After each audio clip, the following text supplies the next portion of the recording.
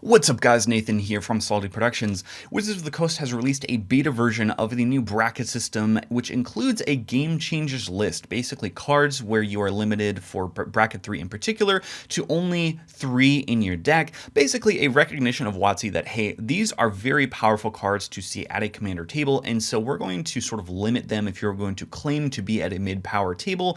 So I want to talk about a few additions to the Game Changers list and one subtraction that I think are appropriate. Now, I'm going to have the link to WotC's article down in the description. You can check out if you haven't heard of this bracket system at all. It's already been explained in all of the content out on the internet already, so I'm not going to repeat what you've already heard. So let's jump right into it. Now, I just want to read off, basically I synthesized what Wizards of the Coast definition of a Game Changers card is from the article. First, it has to dramatically warp commander games. It should allow players to run away with resources, shift games in ways that many players dislike, block people from play, efficiently search for their strongest cards, take away from more casual games, efficiently snowball a player's advantage, and have a certain pedigree of appearance that cause most players to not want to play against that card.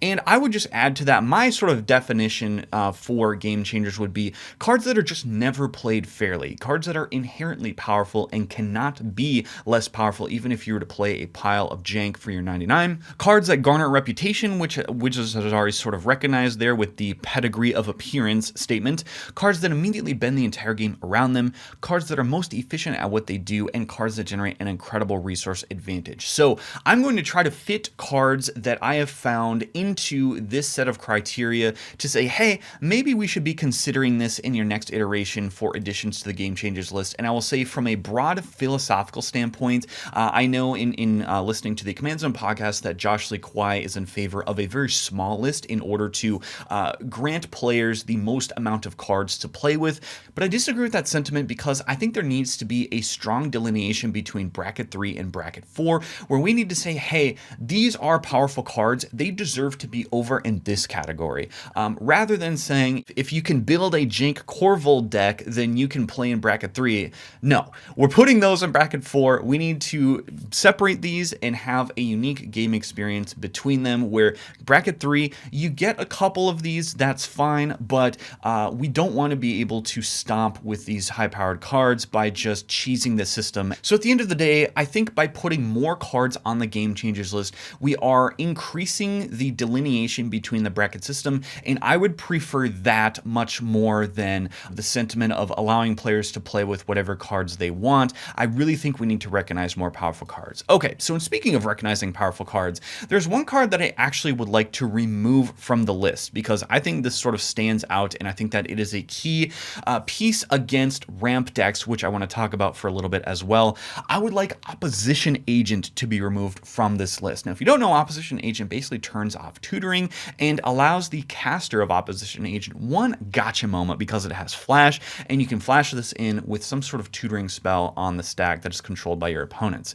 So Opposition Agent is a key piece to shutting down green and blue ramp decks, which I think are still not recognized for their power within the existing beta version of the Game Changers list. Simply put, you can put 0 Game Changers cards in your list and claim that you are a bracket 2 because mid-range decks that ramp out to 20 mana by turn 6 or turn 7 can absolutely do that without utilizing any of the existing cards on the Game Changers list. And they sort of abuse the social contract where we've all collectively said, hey, we're not going to really touch our lands. This is all casual, beer league format within Magic the Gathering. So let's not touch the lands, and these landfall decks really abuse that social contracts. These Tatiova AC style of decks can absolutely just play Rampant Growth's 3 Visits, Nature's Lures, Open the Ways, Skyshroud Claims to just assemble a crap ton of lands in order to cast their Big X spell as their finisher. And if we're not going to be allowed mass land destruction, if that is going to continue to be stigmatized by this bracket system, then we need to be able to shut down the tutoring that allows those players to get lands out of their deck. We already have anti-draw spells not on the Game Changers list, such as Orcish Bowmasters, such as Narset, So we need to also be able to shut down the tutoring via opposition agent. And I'll also mention that even Mind Sensor is not on this list for some reason, which is a very similar effect, but it does at least allow the opponent to search their top 4 cards of their library. So maybe it's the fact that even Mind Sensor doesn't necessarily shut down the basic searchers like Rampant Growth, but opposition agent does. But I just think that if we're not going to allow mass land destruction, then we need to be able to shut down these decks by turning off the tutoring that allows them to get there.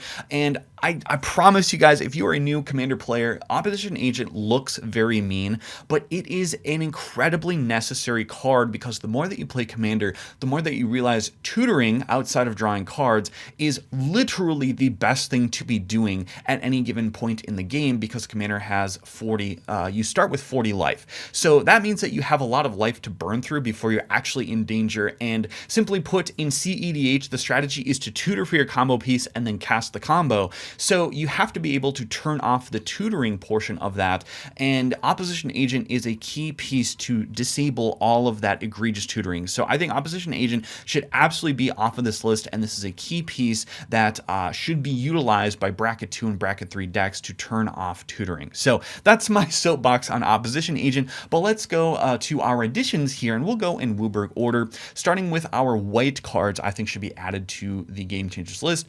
Starting us off here with Farewell. Now, Farewell, 6 mana, board wipe. It can be a one-sided board wipe, which is, I think, why this card needs to be on the list, especially if we already have Cyclonic Rift on the Game Changers list. Farewell is much more brutal than Cyclonic Rift, because at least with Cyclonic Rift, your stuff goes back to your hand and you can redeploy. Farewell, it is gone permanently, and if you are in an artifact or enchantment deck, you just name all of the modes except for artifacts or enchantments, and now it's just a one-sided board wipe that has hosed your opponents by exiling everything.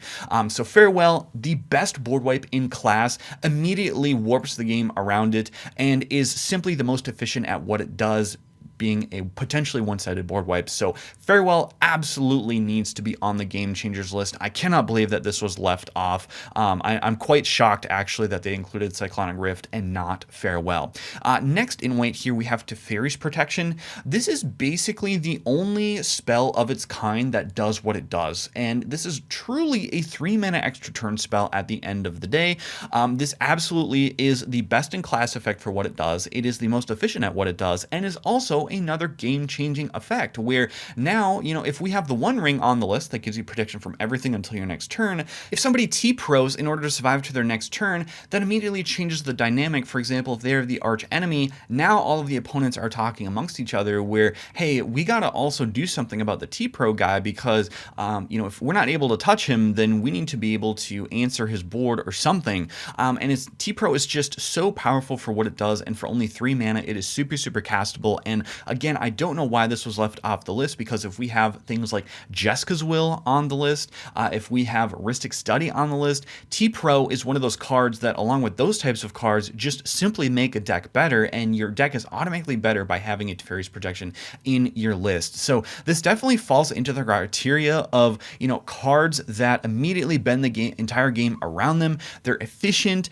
They do generate an incredible resource advantage, because it makes you preserve your own resources and also ensures that you get to your next turn, assuming that you don't get infected out or whatever. So T-Pro definitely should be on this list as well. And then my third white card here is Humility. This is just a heavy stacks piece, and it also an enchantment, which I think makes it hard to remove for particularly red and black. And so Humility, it's one of those cards where if you play this, it has a reputation where it's going to shut down the entire game. It's going to bend the entire game around it. And now the discussion is about how do we get rid of the Humility on board so that everybody else can resume their games. So I think Humility falls into this category as well, and I can't believe that this was not on the Game Changers list. That's my last white card, and now we'll move on to blue. Starting us off here with Consecrated Sphinx. I can't believe this was not on the list either. Another card that just immediately bends the game around it. Whenever an opponent draws a card, you may draw 2 cards, and it is a flying 4/6 body. So at minimum, with Consecrated Sphinx, you're going to be drawing 6 cards per turn cycle, and this this card simply wins players games if it sticks around for more than a turn cycle by generating just the most insane resource advantage over all of the other players. So this for sure falls within WotC's definition of efficiently snowballing a player's advantage and allowing players to run away with resources. I think that, it is 6 mana, so it's at the higher end of the curve, and it is a creature, so it dies to removal, but I don't think that those arguments are particularly strong because we already have very strong creatures on the Game Changers list, something like Kinnan, for example, which also dies to removal as well. So Consecrated Sphinx absolutely needs to be on this list as a very high power card that probably should only be played in a bracket 4 game. And then finally for blue, we have Mana Drain. This is just one of the best counter spells. This is a ritual combined with a counter spell, and I think that this card is just absolutely insane. If you're going to include the free counter spells, honestly, Mana Drain is right up there with free counter spells because it refunds itself the next turn in addition to even more mana by adding all of that mana back. So I think Mana Drain is definitely a high power card that always should be seen in more of a high power game and not at a mid power game, like we expect to see within bracket 3. And that takes us to our black cards, and there's 5 cards here, starting us off with Demonic Consultation.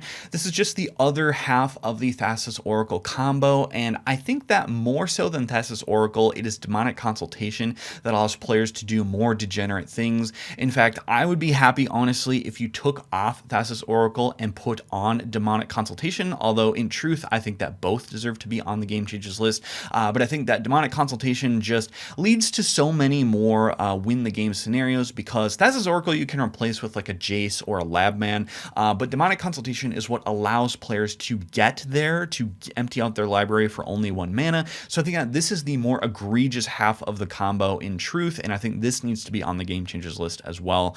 Necropotence, I can't believe this isn't on the list for whatever reason. Basically just allows you to draw as many cards as long as you have the life to pay for it, but you skip your draw step, and the cards only go into your hand at the beginning of the next end step. This is simply the most powerful card draw engine in black, bar none, so I don't know why this is not on the list. Again, in Commander, this was not designed for Commander with players having 40 health, so I think that this is just abusing the Commander format rules, and this absolutely needs to be a high power card, and it has a reputation as a high power card, so let's just call it for what it is. We'll call a spade and put it on the high power cards list within Game Changers. Next one here is a card you guys probably have not heard of that much. This is Nether Void, just a stacks piece. I think that we need to call out kind of the more oppressive stacks pieces, and I believe this must be on the reserve list because it is wildly expensive, and one could argue that because it's on the reserve list and it's so expensive that it's not that much of an issue, but again, let's call a spade and say that if you're playing this card, you are at a high power table. You're not going to be slamming this against precons. You're not going to be slamming this against, Ishin decks or whatever. You definitely need to play this if you are in a high-powered pod to shut down combos. So Nether Void definitely should be on the Game Changers list. Similarly, I think Oppression is another stacks piece that should be on the Game Changers list. Whenever a player casts a spell, that player discards a card. Again, just heavy stacks, and I think that discard decks can break parity with this. So if you're slamming an Oppression, you're definitely, again, at a high-powered table. There's no way around it. I mean, simply, this is just best in class for a stacks piece within black that allows players to run away with a resource advantage in addition to garnering a reputation to block people from play, to use WotC's own definition there, and have a certain pedigree of appearance that caused most players to not want to play against it. So I think this basically checks all of the boxes for what would be classified as a Game Changers card. And then finally, we'll go to Toxrill the Corrosive, which is a board wipe, a repeatable board wipe in black. Now, this is a 7-mana creature, but the concern is that this would be one of the cards that is reanimated out of the graveyard and will basically shut down creatures permanently until it is removed because it will continue to give creatures -1/-1. It does give players a little bit of time to respond to Toxrill because it's not always going to immediately just kill all the creatures. The first person in the next order of the turns will only have -1/-1 on their creatures, so that does allow them an opportunity to respond. I think that Toxrill, regardless, is going to be very oppressive against players, and so I think we need to call out the fact that this is a very powerful, oppressive massive piece within black. And that takes us to red here. I only have one addition suggestion for red, and that is just Mana Geyser. I've never seen a Mana Geyser cast and people use it fairly. Simply big bursty mana spells. And note, I don't have Dark Ritual or, Desperate Ritual or whatever the red one is. I can't remember off the top of my head. But Mana Geyser in particular, again, was not designed for Commander and is abusing the multiplayer aspect of the game. And every time a Mana Geyser is cast, it allows players to basically win the game on the spot. So I look at Mana Geyser truly as a 5-mana win the game spell. And so I think this needs to be on the Game Changers list because it powers players ahead by so far. I mean, if we look at, again, the criteria here, allows players to run away with resources. You get the mana for the turn, so you couldn't, I guess it's not necessarily snowballing, but this is the burst of mana that you need to close out the game. And I think that this needs to be recognized for how powerful it is by being on the Game Changers list. And then we'll move to green here. So I have 4 cards that I recommend for green. Hey folks, Editor Nathan here. I originally had Crop Rotation as my first card for my list of green cards, thinking that it could be used to do incredibly powerful things like tutor out your Nykthos or Cabal Coffers, but upon further reflection, I don't think Crop Rotation is really that big of a deal because we already have some of the more powerful lands on the Game Changers list like Ancient Tomb and Glacial Chasm, and we'll talk about Nykthos and Cabal Coffers in a later portion of the video, so I'm going to retroactively remove Crop Rotation from this list. All right, back to the video. Then we have Natural Order, simply the best way to tutor out like a Crater Hoof Behemoth or a Protean Hulk or something like that onto the battlefield for only 4 mana. It's very easy for green to just sacrifice a creature, especially like having all of the mana dorks and elves and stuff. So I think Natural Order is just the best in class tutor that will allow you to close out games via combo. Speaking of Protean Hulk, I don't know why Protean Hulk is not on this list. I mean, geez Louise, Protean Hulk was on the ban list for a while there. So I think that if Protean Hulk was previously banned, we need to at least put it in the Game Changers list as being essentially a 7-mana win the game if I have a sack outlet on the battlefield. Nobody uses a Protean Hulk fairly. It's always you get it on the battlefield, sack it, and win. I mean, that's just how this card works. So I think that we need to give this the respect it deserves by putting this on the Game Changers list as well. And then for some reason, they left off Worldly Tutor on the Game Changers list, even though we have things like Enlightened Tutor, Mystical Tutor, but somehow we left off the Creature Tutor, and there are just as many ways to win via combo with creatures in Magic than there is artifacts and enchantments. So I think slam Worldly Tutor right in there. I mean, like, don't hold back, man. If you're gonna put on the Game Changers list all of these super efficient, other permanent type tutors, I'm tired of green getting this pass within Commander, and we need to really, dial back what green has access to, because green is already the most powerful color, and so we really need to even the playing fields for green here. Just absolutely egregious that Worldly Tutor is not on the Game Changers list. Now that takes care of our monocolored cards, and now let's move to the multicolored cards. There's only one non-legendary multicolored card I'd like to call out here, and that is Notion Thief, which is a flash 3/1 for 4 mana. If an opponent would draw a card, except the first one they draw in each of their draw steps, instead that player skips that draw and you draw a card. So if we are going to have Opposition Agent, which is an anti-tutor card on this list, absolutely we need to include Notion Thief on the list, which is going to be stopping draws all day long. And the fact that you can play this in a bracket 2 or bracket 3 game without restriction is, again, just a weird philosophy choice here, because Notion Thief is going to stop way more resource advantage than Opposition Agent, because players are going to be drawing cards, perhaps more than they're going to be tutoring. So Notion Thief absolutely needs to be on this list as a very, very strong hate piece. And then that will take us to our Multicolored Legends here. So I think that there are 9 total legends as commanders that need to be given the respect that they deserve. So these are all legends that are never played fairly and are automatically high-powered cards. Now, one could make the argument that if you have your opponent reveal their commander and you say, oh, I don't really want to play against that. Like if you recognize that your commander is the one piece of public knowledge that your opponent will know about before heading into the game, I understand that argument, but these are cards that are simply too powerful to even be played fairly, and I think that these need to be on the game changers list as well. Starting us off here with Chulane, Teller of Tales, basically a 5-mana storm commander for creatures where you just play, your typical elf ball package where you're going some sort of haste enabler with all the mana dorks, and then Chulane is like the poster boy for snowballing resource advantage. I can't believe Chulane was not on this list, but something like Kinnan is. I mean, Kinnan is a combo commander, but Chulane is also just a storm commander for casual games as well. So I think that needs to be recognized for being very powerful, and in WotC's own definition, a certain pedigree of appearance, like what you're getting into when a Chulane is on the battlefield, and then also efficiently snowball a player's advantage. That's going to be very, very fitting for Chulane as well. And then we have a couple of Eminence commanders. Now, there's only 2 on this list, perhaps 3, but I think the 2 most egregious Eminence commanders are Edgar Markov, by immediately allowing you to make 1/1 vampires for 0 mana from the start of the game. You basically have an emblem in the command zone that is uninteractable.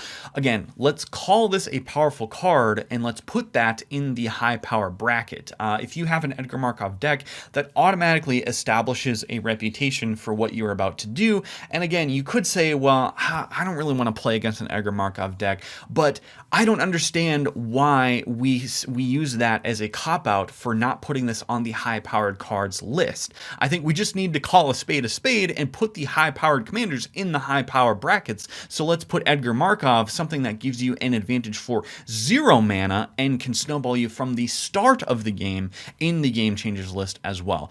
Then there is the Dragon, again, giving you a whole mana advantage from the very start of the game that is uninteractable. Let's call this a high-power card, and I think the Dragon is particularly egregious because now R&D has no idea how to actually price mana-wise the dragons that they design, because it could go in an Dragon deck, and all of a sudden the mana cost for this is 1 less. And so how do we even think about the dragons that we design when it could potentially cost 1 less than we intended it to? So again, let's call a spade a spade. Let's put the Dragon in the high-powered decks. I mean, dragons have no lack of support. Dragons are a very powerful creature type as is, even without the Dragon. And so once we have the Dragon, making them all cost 1 mana cheaper, that immediately says, okay, from the start of the game, we're going to be working with a 20 to 30 mana discount or mana advantage, because now all of our spells cost 1 less. So the Dragon truly says in its text box, if you simplify it,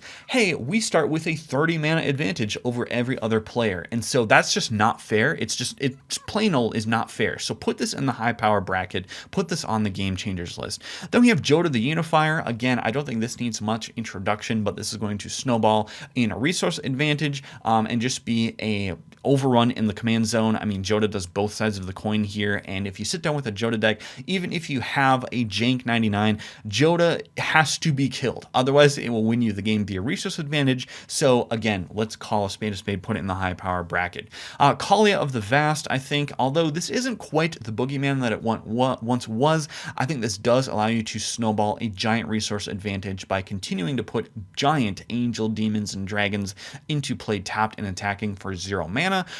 So Kalia, just absolutely excellent commander and very powerful commander that's hard to make a jank deck with, no matter how hard you try.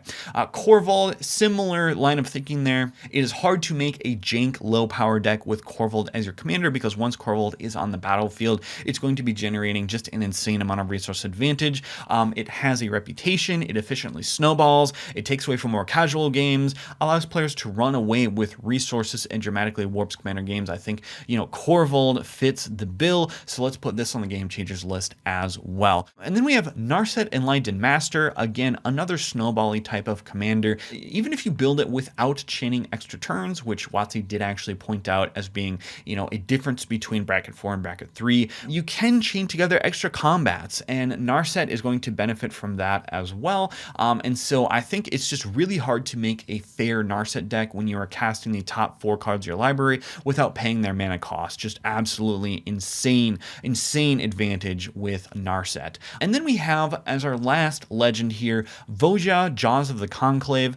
Voja is just an overrun in the command zone. I will say it does require haste to be particularly egregious because it does have to attack in order to get all of that advantage, but this falls in the same category as Kalia of the Vast, in my opinion, where once it attacks, you are probably going to win the game because now you have 9 1/1 counters on all of your creatures, and it only costs you 5 mana while being protected with Ward 3. Just like insane design decision to slap Ward 3 on this thing. Even if you were to play this as Wolf Tribal, the lower powered version of this card, this is still an insane resource swing if this thing is able to attack. It doesn't even need to connect. I think it would be way more fair if this card were designed to say when it deals combat damage to a player, put the counters and draw the cards and all of that crap. But I think Voya, again, just a commander with a reputation that is automatically high power no matter what table you're sitting at. So let's relegate this to the Game Changers list and limit it within our bracket 3 systems. So that wraps all of the colored cards within my suggestions. Let's move to the colorless cards, starting with our artifacts. Basalt Monolith is not on the Game Changers list, but this is the artifact combo piece. It doesn't generate you positive mana the turn it comes down, but I think that this just needs to be recognized for how easy it is to combo with. So nobody, plain and simple, nobody's playing Basalt Monolith fairly. Let's all be honest about this and not kid ourselves that, oh, because it doesn't go mana positive, it's not powerful. No, this is a game changer card because it is a combo machine, therefore needs to be on the Game Changers list. And then finally, we have to touch on Sol Ring. Sol Ring was called out explicitly in the article as being given a pass because it is the poster boy for Commander. And with Sol Ring being a very old card and Commander having grown a ton in the past few years, I would make a wager. I would wager a lot of money that more than half of the player base has no idea that Sol Ring was ever a poster boy card for the Commander format. And I think that we need to stop with this whole tradition, having our minds in the past of Sol Ring being this, a card that, oh, everybody gets one. No, put this in the high-powered Game Changers list. It is fast mana. We all recognize it, but for some reason, it just keeps getting a pass by WotC. And so I think there has to be a different reason why Sol Ring keeps getting this pass, and I think it's because Sol Ring is in all of the precons that are printed, and I think it's for financial purposes that WotC does not want to, make their precons illegal. So it has to be for money purposes that Sol Ring keeps getting this pass when it comes to these types of things. But let's shove that right in the Game Changers list. I have no mercy for Sol Ring. Absolutely, it is a high power card. Let's put it in the high power bracket. Then that brings us to our lands. There's only 2 lands I want to talk about as the last cards for today. Cabal Coffers runs away with games. Again, it can't really be touched because it's a land, so let's call this a high power card and put it in the high power bracket. Now, you might say that all you need Urborg, it's really more of a 2-card combo, but when have we ever seen a Cabal Coffers on the field without an Urborg? I mean, people just tutor this thing out with their crop rotations, for example, and this runs away with resource advantages and is very, very hard for players to interact with. So again, I consider Cabal Coffers a very powerful card, and I do not put this in my decks on purpose because it is way too high powered for mid-power games.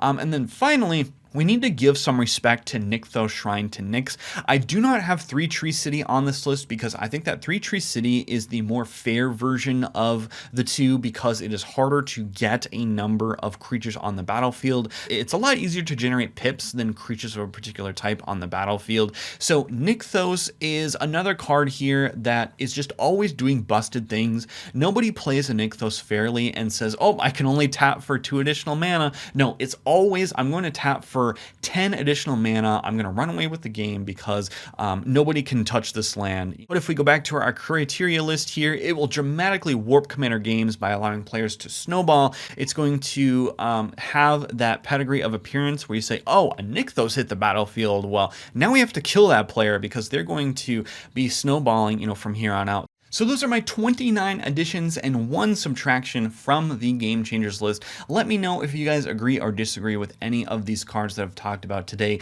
I would love to get your comments, and I think it would be helpful if Wizards of the Coast were to view this video. Then they can take a look at the comments as well to get feedback for whether you guys agree or disagree with me, and hopefully we can have a civil discussion in the comments. So that is the video, guys. Hopefully you enjoyed it. If you did, leave a like on the video and subscribe, and you can check out the link to my Patreon down in the link below. And if you want to see more discussions about Commander, check out the videos that are on screen now.